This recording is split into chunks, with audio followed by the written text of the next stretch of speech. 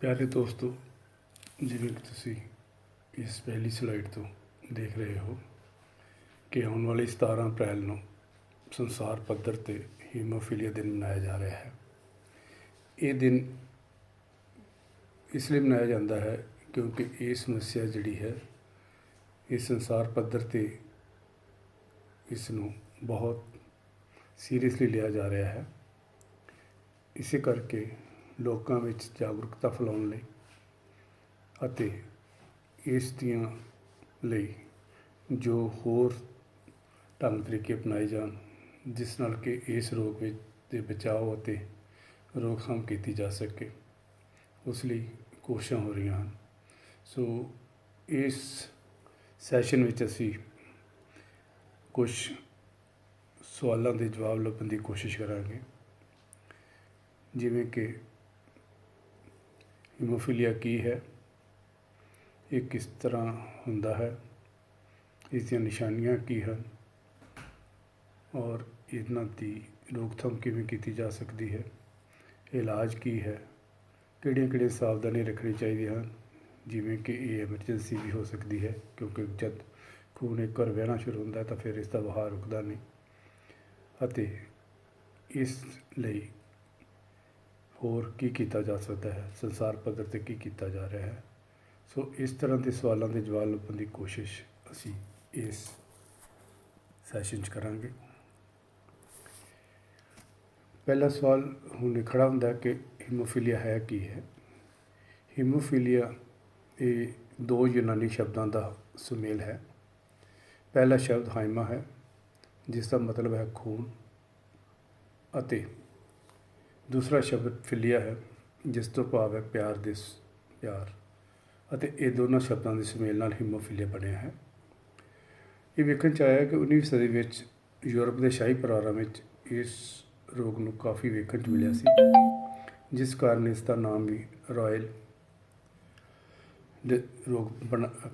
ਰੋਗ ਕਿਹਾ ਗਿਆ। ਇਹ ਰੋਗ ਵਿੱਚ ਔਰਤ ਇੱਕ ਵਾਹਕ ਦੇ ਤੌਰ 'ਤੇ ਹੁੰਦੀ ਹੈ ਅਤੇ ਮਰਦ ਇਸ ਰੋਗ ਤੋਂ ਪੀੜਤ ਹੁੰਦਾ ਹੈ। ਇਸ ਪਿੱਛੇ ਕਾਰਨ ਇਹ ਹੈ ਕਿ ਔਰਤਾਂ ਵਿੱਚ 2 ਕ੍ਰੋਮੋਸੋਮਸ ਹੁੰਦੇ ਹਨ ਅਤੇ ਇੱਕ ਆਬਾਦੀ ਵਿੱਚ ਅਸਾਧਾਰਨ ਜੀਨ ਹੁੰਦੇ ਹਨ ਜਿਹੜੇ ਕਿ ਇਸ ਕ੍ਰੋਮੋਸੋਮ 'ਚ ਪਾਏ ਜਾਂਦੇ ਹਨ। ਕਿਉਂਕਿ ਔਰਤਾਂ ਵਿੱਚ 2 ਕ੍ਰੋਮੋਸੋਮਸ ਹੁੰਦੇ ਹਨ, ਇਸ ਕਰਕੇ ਜੇ ਇੱਕ ਕ੍ਰੋਮੋਸੋਮ ਵਿੱਚ ਵਿਗਾੜ ਆ ਵੀ ਜਾਵੇ ਇਸ ਅਸਾਧਾਰਨ ਜੀਨ ਕਾਰਨ ਕਰਕੇ, ਤਾਂ ਦੂਸਰਾ ਉਸ ਨੂੰ ਐਡਜਸਟ ਕਰ ਲੈਂਦਾ ਹੈ। ਪਰੰਤੂ ਕਿਉਂਕਿ ਮਰਦਾਂ ਵਿੱਚ X ਅਤੇ Y ਕ੍ਰੋਮੋਸੋਮਸ ਹੁੰਦੇ ਹਨ, ਇਸ ਤੋਂ ਭਾਵ ਕਿ ਇੱਕ ਕ੍ਰੋਮੋਸੋਮ ਹੁੰਦਾ ਹੈ, X ਕ੍ਰੋਮੋਸੋਮਸ ਹੁੰਦਾ ਹੈ, ਇਸ ਕਰਕੇ ਜਦੋਂ ਇਸ ਵਿੱਚ ਵਿਗਾੜ ਆਉਂਦਾ ਹੈ ਤਾਂ ਮਰਦ ਪੀੜਤ ਹੋ ਜਾਂਦਾ ਹੈ। ਸੋ ਇਸ ਤਰ੍ਹਾਂ ਔਰਤਾਂ ਵਿੱਚੋਂ ਇਹ ਰੋਗ ਮਰਦਾਂ ਵਿੱਚ ਤੱਕ ਪਹੁੰਚਦਾ ਹੈ। ਇਸ ਵਿੱਚ ਹੁੰਦਾ ਇਹ ਹੈ ਕਿ ਕੁਝ ਖੂਨ ਨੂੰ ਜਮਾਉਣ ਵਾਲੇ ਜਿਹੜੇ ਫੈਕਟਰਸ ਨੇ ਉਹਨਾਂ ਦੇ ਵਿੱਚ ਕਮੀ ਹੋ ਜਾਂਦੀ ਹੈ, ਜਾਂ ਉਹ ਠੀਕ ਤਰ੍ਹਾਂ ਕੰਮ ਨਹੀਂ ਕਰਦੇ, ਜਿਵੇਂ ਕਿ 8 ਅਤੇ 9 2 ਫੈਕਟਰਸ ਹਨ ਜਿਹੜੇ ਖੂਨ ਦੇ ਜਮਾਓ ਵਿੱਚ ਮਦਦ ਕਰਦੇ ਹਨ। ਵੈਸੇ ਤਾਂ 11 ਵੀ ਹੈ, ਪਰ ਉਹ ਜ਼ਿਆਦਾਤਰ ਯੂਰਪੀਅਨ ਲੋਕਾਂ ਵਿੱਚ ਪਾਇਆ ਜਾਂਦਾ ਹੈ। ਸੋ ਉਸ ਬਾਰੇ ਗੱਲ ਇੱਥੇ ਘੱਟ ਹੁੰਦੀ ਹੈ, ਪਰ 8 ਅਤੇ 9 ਫੈਕਟਰ ਜਿਹੜੇ ਕਿ ਖੂਨ ਦੇ ਜਮਾਓ 'ਚ ਮਦਦ ਕਰਦੇ ਹਨ, ਜਦੋਂ ਇਹਨਾਂ ਵਿੱਚ ਕਮੀ ਹੁੰਦੀ ਹੈ ਜਾਂ ਇਹ ਠੀਕ ਤਰ੍ਹਾਂ ਕੰਮ ਨਹੀਂ ਕਰਦੇ ਤਾਂ ਇਸ ਰੋਗ ਦੇ ਲੱਛਣ ਦਿਖਾਈ ਦਿੰਦੇ ਹਨ। ਇਹਨਾਂ ਦੇ ਜੇ ਫੈਕਟਰਾਂ ਦੇ ਅਨੁਸਾਰ ਹੀਮੋਫੀਲੀਆ ਨੂੰ 3 ਕਿਸਮਾਂ 'ਚ ਵੰਡਿਆ ਜਾਂਦਾ ਹੈ। ਪਹਿਲੀ ਕਿਸਮ ਜਿਹਦੇ 'ਚ ਫੈਕਟਰ 8 ਦੀ ਮਾਤਰਾ 1% ਤੋਂ ਵੀ ਘੱਟ ਹੁੰਦੀ ਹੈ, ਇਸ ਕਿਸਮ ਦੇ ਰੋਗ ਨੂੰ ਹੀਮੋਫੀਲੀਆ A ਕਿਹਾ ਜਾਂਦਾ ਹੈ। ਕਰੀਬ 5000 ਤੋਂ 10000 ਲੋਕਾਂ ਪਿੱਛੇ ਇੱਕ ਮਨੁੱਖ ਇਸ ਤੋਂ ਪ੍ਰਭਾਵਿਤ ਹੁੰਦਾ ਹੈ। ਅਜਿਹੇ ਲੋਕਾਂ ਵਿੱਚ ਜਾਂ ਅਜਿਹੇ ਮਰੀਜ਼ਾਂ ਵਿੱਚ ਬਿਨਾਂ ਕਿਸੇ ਸੱਟ ਤੋਂ ਖੂਨ ਵਗਣਾ ਸ਼ੁਰੂ ਹੋ ਜਾਂਦਾ ਹੈ। ਦੂਸਰਾ ਫੈਕਟਰ 9 ਹੈ, ਜਿਸ ਦੀ ਮਾਤਰਾ 5% ਤੱਕ ਹੁੰਦੀ ਹੈ, ਤਾਂ ਇਹ ਰੋਗ 5% ਤੱਕ ਹੋਵੇ ਤਾਂ ਇਹ ਰੋਗ ਹੋ ਜਾਂਦਾ ਹੈ। ਇਹ ਇੱਕ ਦਰਮਿਆਨੀ ਕਿਸਮ ਦਾ ਰੋਗ ਹੁੰਦਾ ਹੈ, ਜਿਸ ਵਿੱਚ ਮਰੀਜ਼ ਵਿੱਚ ਮਾਮੂਲੀ ਸੱਟ ਜਾਂ ਆਪਰੇਸ਼ਨ ਨਾਲ ਤੋਂ ਬਾਅਦ ਦੇਰ ਤੱਕ ਖੂਨ ਵਗਦਾ ਰਹਿੰਦਾ ਹੈ। ਕਰੀਬ 2000 ਤੋਂ 20,000 ਤੋਂ 35,000 ਲੋਕ ਅਜਿਹੇ ਹੁੰਦੇ ਹਨ ਜਿਨ੍ਹਾਂ ਵਿੱਚ ਅਜਿਹਾ ਪਾਇਆ ਜਾਂਦਾ ਹੈ। ਹੀਮੋਫੀਲੀਆ ਦੇ ਕਲੌਟਿੰਗ ਫੈਕਟਰ 11, ਜਿਵੇਂ ਕਿ ਅਸੀਂ ਪਹਿਲਾਂ ਗੱਲ ਕਰ ਚੁੱਕੇ ਹਾਂ, ਹੁੰਦਾ ਹੈ, ਪਰ ਇਸ ਦੇ ਜ਼ਿਆਦਾਤਰ ਲੋਕ ਯੂਰਪ ਵਿੱਚ ਮਿਲਦੇ ਹਨ। ਸੋ ਜਦੋਂ ਕਲੌਟਿੰਗ ਫੈਕਟਰ ਜਿਹੜੇ ਨੇ ਉਹਨਾਂ 'ਚ ਕਮੀ ਹੁੰਦੀ ਹੈ ਜਾਂ ਉਹ ਪੂਰੀ ਤਰ੍ਹਾਂ ਨਾਲ ਕੰਮ ਨਹੀਂ ਕਰਦੇ ਤਾਂ ਕਈ ਤਰ੍ਹਾਂ ਦੀਆਂ ਨਿਸ਼ਾਨੀਆਂ ਨਜ਼ਰ ਆਉਂਦੀਆਂ ਹਨ।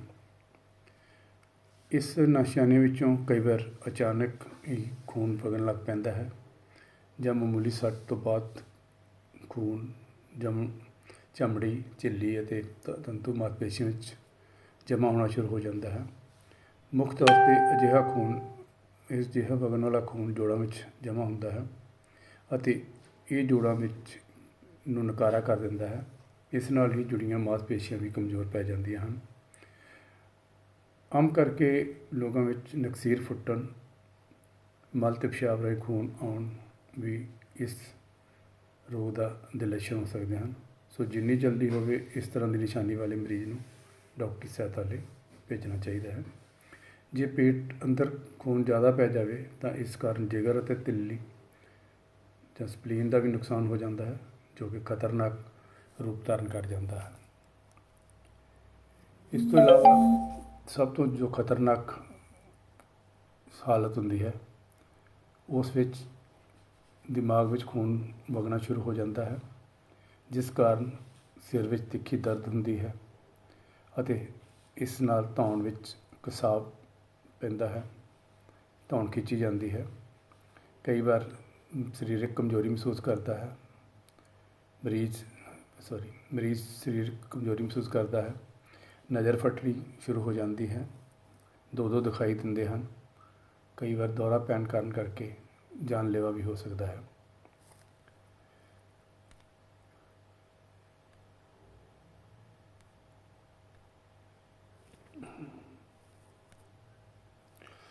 ਸੋ ਕਿਉਂਕਿ ਇਹ ਜ਼ਿਆਦਾਤਰ ਐਮਰਜੈਂਸੀ ਬਣ ਜਾਂਦੀ ਹੈ, ਜਿਸ ਕਾਰਨ ਕਿਉਂਕਿ ਖੂਨ ਵਗਣ ਕਾਰਨ ਐਮਰਜੈਂਸੀ ਬਣ ਜਾਂਦੀ ਹੈ। ਸੋ ਇਸ ਲਈ ਜ਼ਰੂਰੀ ਹੈ ਕਿ ਉਸ ਨੂੰ ਮੁੱਢਲੀ ਸਹਾਇਤਾ ਦਿੱਤੀ ਜਾਵੇ।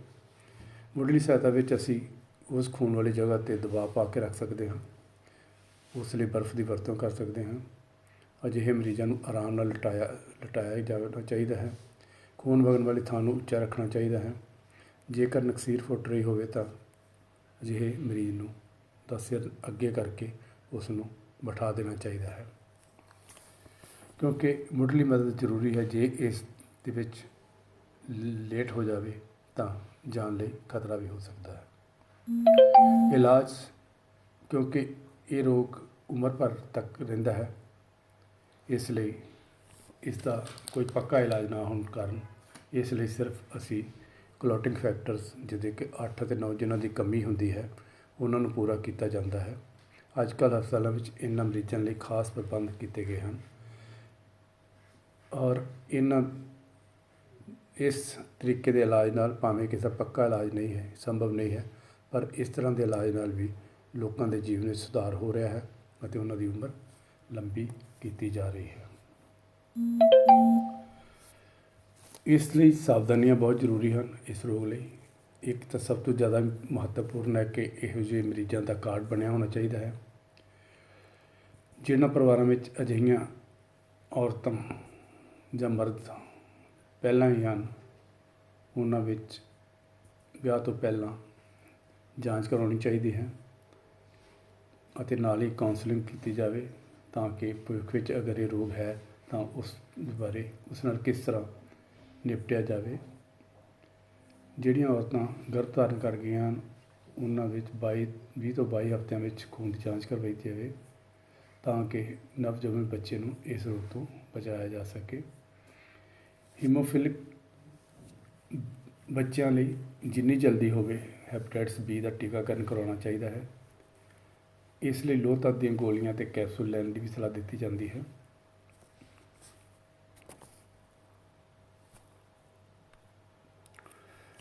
ਕੁਝ ਖਾਸ ਗੱਲਾਂ ਜਿਹੜੀਆਂ ਦਾ ਧਿਆਨ ਰੱਖਣਾ ਬਹੁਤ ਜ਼ਰੂਰੀ ਹੈ ਅਜਿਹੇ ਮਰੀਜ਼ਾਂ ਲਈ। ਦੰਦਾਂ ਦੀ ਸੰਭਾਲ ਕੀਤੀ ਜਾਵੇ ਤਾਂ ਕੋਈ ਦੰਦ ਕਢਾਉਣ ਦੀ ਨੌਬਤ ਨਾ ਆਵੇ। ਮਾਸਪੇਸ਼ੀਆਂ ਵਿੱਚ ਟੀਕਾ ਲਗਾਉਣ ਤੋਂ ਪਰਹੇਜ਼ ਕੀਤਾ ਜਾਵੇ।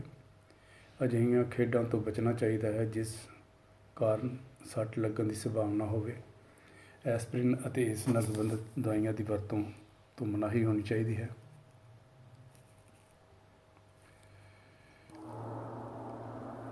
ਅਜਿਹੇ ਮਰੀਜ਼ਾਂ ਨੂੰ ਆਪਰੇਸ਼ਨ ਕਰਾਉਣ ਤੋਂ ਬਚਣਾ ਚਾਹੀਦਾ ਹੈ, ਪਰ ਜੇਕਰ ਇਹ ਜ਼ਰੂਰੀ ਹੋ ਜਾਵੇ ਤਾਂ ਪਹਿਲਾਂ ਇਸ ਦਾ ਖੂਨ ਦਾ ਪ੍ਰਬੰਧ ਕਰਨਾ ਚਾਹੀਦਾ ਹੈ। ਕਈ ਵਾਰ ਮਾਮੂਲੀ ਕਿਸਮ ਦੇ ਆਪਰੇਸ਼ਨਾਂ ਕਾਰਨ ਵੀ ਜੀਵਨ ਨੂੰ ਖਤਰਾ ਹੋ ਸਕਦਾ ਹੈ, ਔਰ ਇਹ ਵੀ ਧਿਆਨ 'ਚ ਰੱਖਣਾ ਜ਼ਰੂਰੀ ਹੈ ਕਿ ਖੂਨ ਚੜਾਉਣ ਸਮੇਂ ਖੂਨ ਦੀ ਜਾਂਚ ਕੀਤੀ ਹੋਵੇ। ਅਜਿਹੀ ਸੰਸਥਾ ਤੋਂ ਹੀ ਖੂਨ ਚੜਾਇਆ ਜਾਵੇ ਜਿੱਥੇ ਇਸ ਚੀਜ਼ਾਂ ਦੇ ਜਾਂਚ ਅਤੇ ਚੜਾਉਣ ਦਾ ਪ੍ਰਬੰਧ ਹੋਵੇ।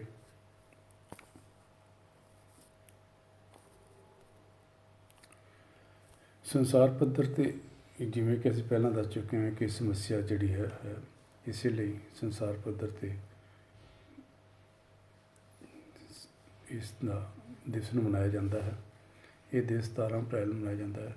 ਇਸ ਵਾਰੀ ਇਸ ਦਿਨ ਦਾ ਉਦੇਸ਼ ਇਹ ਹੈ ਕਿ ਕਰੀਬ ਤਿੰਨ ਚੌਥਾਈ ਲੋਕ ਇਸ ਰੋਗ ਤੋਂ ਪੀੜਤ ਹੋਣ ਦੇ ਬਾਵਜੂਦ ਉਹਨਾਂ ਨੂੰ ਇਸ ਦਾ ਰੋਗ ਬਾਰੇ ਪਤਾ ਨਹੀਂ ਹੈ, ਅਤੇ ਜਿਨ੍ਹਾਂ ਨੂੰ ਪਤਾ ਹੈ ਉਹ ਉਸ ਦਾ ਇਲਾਜ ਤੱਕ ਉਹਨਾਂ ਦੀ ਪਹੁੰਚ ਨਹੀਂ ਹੈ। ਸੋ ਇਸ ਵਾਰੀ ਇਹ ਕੋਸ਼ਿਸ਼ ਕੀਤੀ ਗਈ ਹੈ ਕਿ ਲੋਕਾਂ ਨੂੰ ਇਸ ਰੋਗ ਦੀਆਂ ਨਿਸ਼ਾਨੀਆਂ ਬਾਰੇ ਜਾਗਰੂਕ ਕੀਤਾ ਜਾਵੇ ਤਾਂ ਕਿ ਉਹ ਜਲਦੀ ਤੋਂ ਜਲਦੀ ਡਾਕਟਰੀ ਮਦਦ ਲੈ ਸਕਣ। ਅਤੇ ਇਸ ਨਾਲ ਹੀ ਇਹ ਵੀ ਜ਼ੋਰ ਪਾਇਆ ਗਿਆ ਹੈ ਕਿ ਲੋਕਾਂ ਨੂੰ ਅਜਿਹੀਆਂ ਇਲਾਜ ਦੀਆਂ ਸਹੂਲਤਾਂ ਮਿਲਣ ਜਿਨ੍ਹਾਂ ਕਰਕੇ ਉਹਨਾਂ ਨੂੰ ਇੱਕ ਆਮ ਮਨੁੱਖ ਨੂੰ ਉਹ ਜ਼ਿੰਦਗੀ ਬਤੀਤ ਕਰ ਸਕਣ। ਧੰਨਵਾਦ।